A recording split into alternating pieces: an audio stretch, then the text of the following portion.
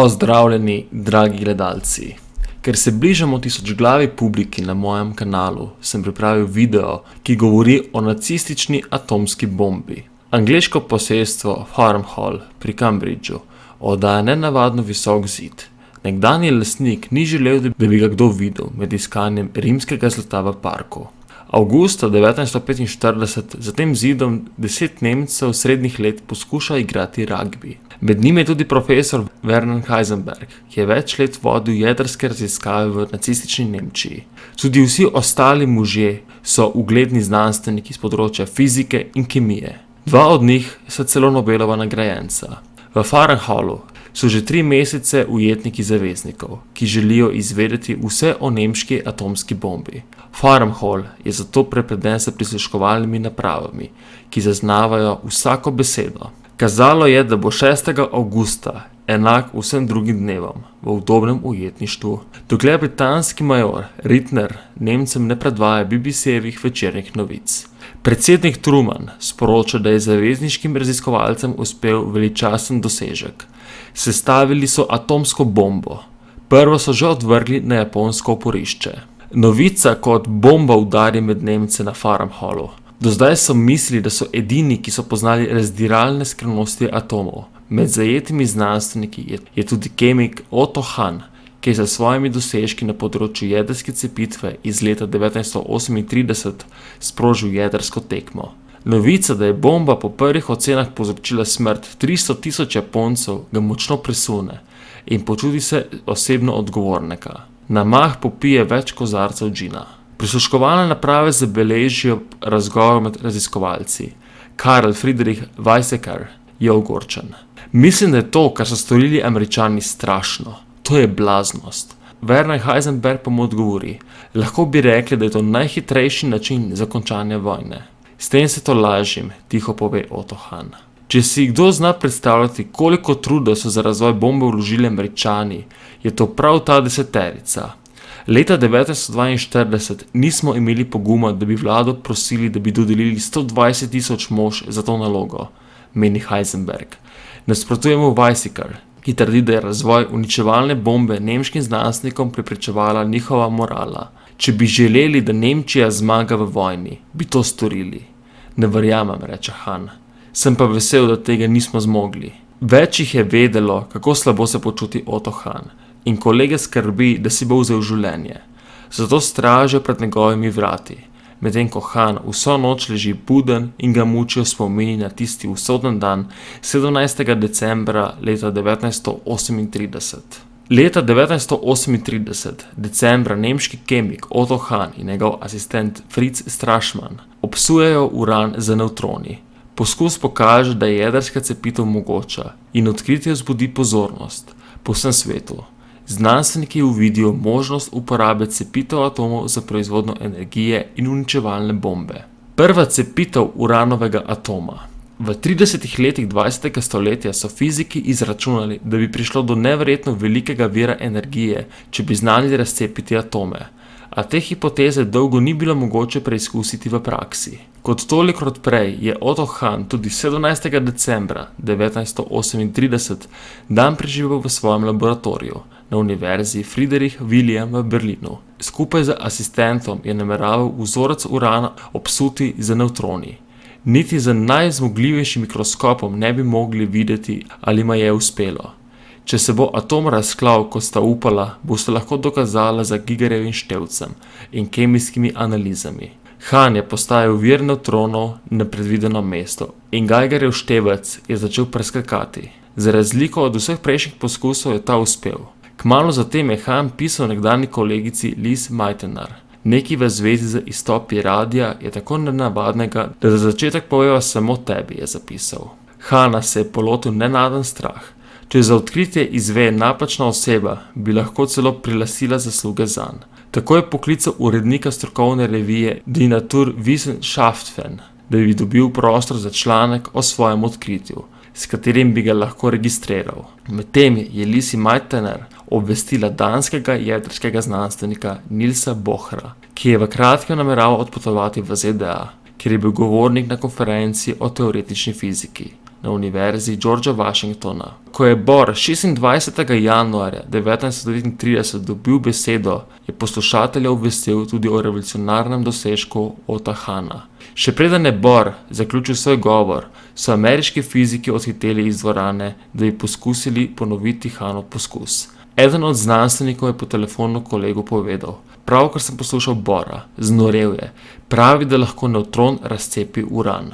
Eden od Hahnovih asistentov je ocenil, da bi kubični meter urana lahko kubični kilometer vode s težo milijardo ton vrgel 27 kilometrov v zrak. Ta neverjeten podatek je zbudil zanimanje pri nemški vojski, ki je raziskave nemudoma usmerila v razvoj orožja. 29. aprila 1939 so vse nemške strokovnjake z tega področja poklicali na sestanek, kjer naj bi si razdelili naloge. Vojaško poveljstvo je želelo na enem mestu zbrati celotno strokovno znanje z tega področja. Zgradili naj bi poskusni reaktor in raziskali nahajališča urana v državi. Znanstveniki pa se niso bili pripravljeni zbrati na enem mestu. Svojo neposlušnost so utemeljevali s pojasnilom, da bo bolj koristno, če lahko ostanejo v okoljih, ki so jih vajeni, na svojih univerzah. Vojska je nato svojemu razvijalcu orožja, Kurtu Dibnerju, naročila, da na vojaškem območju za poskuse južno od Berlina zgradi laboratorij. Delo je napredovalo zelo počasi, saj je Nemcem primanjkovalo vsega: denarja, izvedencev in uporabnega urana. Takšne razmere so neizogibno vodile v medsebojne spore znanstvenikov, ki so si prizadevali dobiti potrebno opremo. S priključitvijo Sudetov leta 1938 in okupacijo Norveške leta 1940 so raziskovalci dobili dostop do rudnikov urana ter do edinega obrata na svetu za proizvodnjo težke vode. Po osvojitvi Belgije so Nemci zaplenili dodatnih 3500 ton urana, ki ga je ta evropska kolonialna sila pridobila v Kongu. Jedrska tekma. Leta 1939, aprila, Nemčija aktivira jedrski raziskovalni program. 2. avgusta fizik Albert Einstein piše predsedniku Rooseveltu v ZDA, da ga bi posvaril pred nemško atomsko bombo. Predsednika pozove, naj začne z ameriškim projektom. Vodstvo nemškega jedrskega združenja prevzame Kurt Dibner. Heisenberg oziroma Beli Jud. Po vzponu nacistov na oblast leta 1933 je nemška univerza prizadel obsežen beg možganov, saj so Judje in nasprotniki Hitlerja zapustili državo. Številni znanstveniki so emigrirali v Veliko Britanijo in ZDA. Einstein je denimo novico o odkritju urana prejel v ZDA, kamor je emigriral leta 1932. Na seznam oseb, ki so zapustile Nemčijo, je tudi Heisenbergova prijateljica in kolegica Lise Meitner. Werner Heisenberg je pred začetkom druge svetovne vojne priznana avtoriteta na področju kvantne mehanike. Leta 1932 je bil za svoje dosežke nagrajen z Nobelovo nagrado. Ko je bil imenovan za profesorja v Leipzigu, je začel sodelovati z Nielsom Bohrom v Kopenhagnu. Tam je spoznal tudi Lise Meitner in znanstveno skupino, ki je pod vodstvom Otta Hahna razvila jedrsko cepitev. A profesor Heisenberg je imel tudi nasprotnike. Določeni nacistični krogi so ga zaradi zagovarjanja Einsteinovih teorij označili za belega Juda. Po vzoru Sovjetske zveze in ZDA je tudi Nemčija leta 1940 uvedla projekt jedrskega razvoja pod poveljstvom Heisenberga. Po osebnem posredovanju Himmlerja je Heisenberg dosegel, da so večino njegovih kolegov vrnili z bojišč, da bi se lahko posvetili raziskavam. Medtem je nemška vojska razglasila ukaz, po katerem bodo fiziki kaznovani s smrtjo, če se bodo posvetili katerikoli drugi nalogi. Maja 1940 je Heisenberg začel prve poskuse z verižnimi reakcijami, ki so bile ključnega pomena za razvoj atomske bombe. Največji izziv je bil v tem, da so morali najti način, kako ustvariti stabilno verižno reakcijo, ki bi sprostila potrebno količino energije za jedrsko eksplozijo. To je zahtevalo obsežne raziskave in inovacije. Leta 1940 po posredovanju Himmlerja lahko nemški raziskovalci svoje znanje uporabijo za razvoj atomske bombe. Ameriški predsednik Roosevelt ustanovi svetovalni odbor za uran, ki bo pozorno spremljal dogajanje v Nemčiji. Nemški raziskovalci so se kmalu soočili s pomanjkanjem zadostne zaloge urana. Čeprav so osvojili Belgijo in pridobili dostop do rudnikov urana, so njihove količine še vedno bile omejene. neučinkovita tehnologija in pomanjkanje sodelovanja. Poleg tega so nemški raziskovalci naleteli na težave pri razvijanju učinkovite tehnologije za obogatitev urana. Poskusi z verižnimi reakcijami so bili neuspešni, saj so bili potrebni pogoji za stabilno reakcijo izjemno zahtevni. Pomanjkanje sodelovanja in medsebojni spori med znanstveniki so prav tako upočasnili napredek. Raziskovalci so se borili za vire in opremo, kar je povzročalo zamude in neučinkovitost. Nezmožnost obvladovanja težke vode. Težka voda, ključna sestavina za upočasnitev nevtrona in omogočanje verižnih reakcij, je bila pridobljena iz norveških obratov, vendar pa so zavezniške sile kmalu začele sabotirati te obrate, kar je dodatno omejilo dostop do težke vode. Nemška vojska in nacistični režim niso nudili zadostnih sredstev in podpore za raziskave, medtem ko so ameriški raziskovalci imeli na voljo obsežne vire in podporo v okviru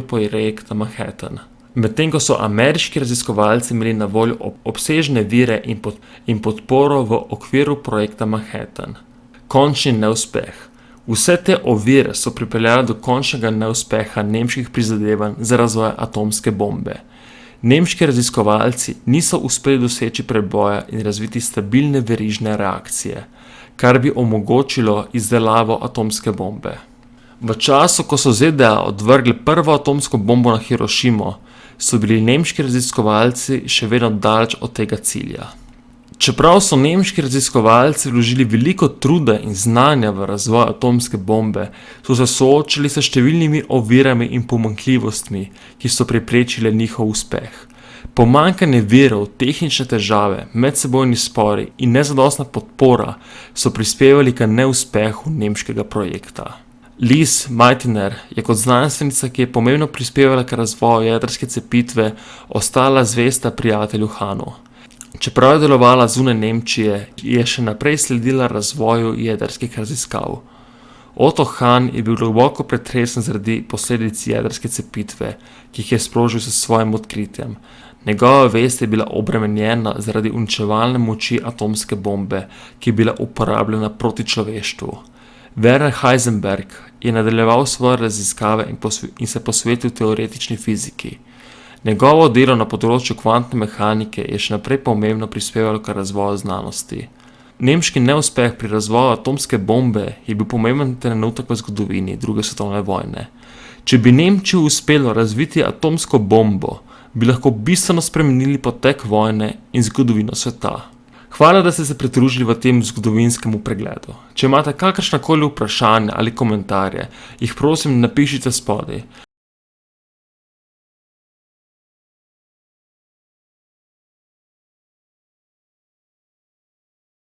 Upam, da vam je bil današnji dokumentarec všeč. Če vam je bil všeč, pritisnite like in se naročite. Hvala in lep dan.